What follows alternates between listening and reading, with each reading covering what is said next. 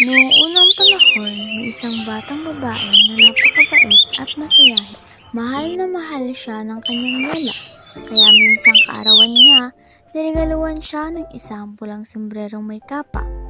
Dahil palagi niya itong suot, tinawag siya ng lahat na munting pulang sombrero. Isang umaga, sabi ng kanyang ina, Bilhan mo siya nitong pagkain ha, pero tandaan mo, dumiretso ka lang sa daan at huwag kang kakausap sa mga di mo kilala. Sumang-ayon si munting pulang sombrero at masiglang naglakad papunta sa bahay ng kanyang lola sa kabilang dulo ng kagubatan. Habang naglalakad siya, biglang lumitaw ang isang lobo. Magandang araw, munting pulang sombrero. Sabi ng lobo na kunwaring mabait. Saan ka pupunta?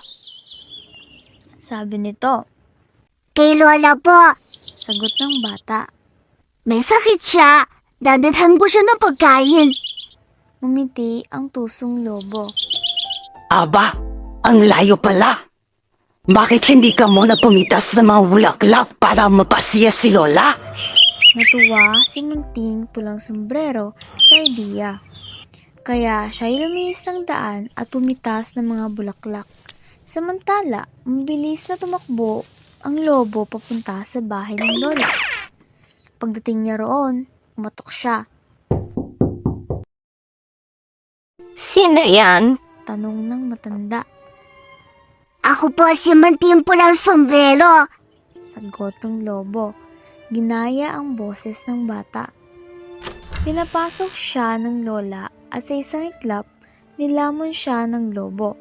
Pagkatapos, sinuot niya ang damit at salamin ng matanda at humiga sa kama para maghintay. Maya-maya, dumating si munting pulang sombrero. Lola, bakit ang laki ng mata mo? Para makakita na mas malinaw, Apo. Lola, ba't ang laki ng tenga mo? Para marinig kita na mas mabuti, Apo. Lola, ba't ang laki ng ngipin mo? Para Mahay ito. Tumalo ng lobo mula sa kama at sinubukang lapain ng bata. Pero sa tamang oras, narinig ng isang mga ngahoy ang sigaw niya. Agad siyang pumasok sa bahay, hinampas ang lobo at pinagtas si munting pulang sombrero. Binuksan niya ang tiyan ng lobo at lumabas si Lola. Buhay pa!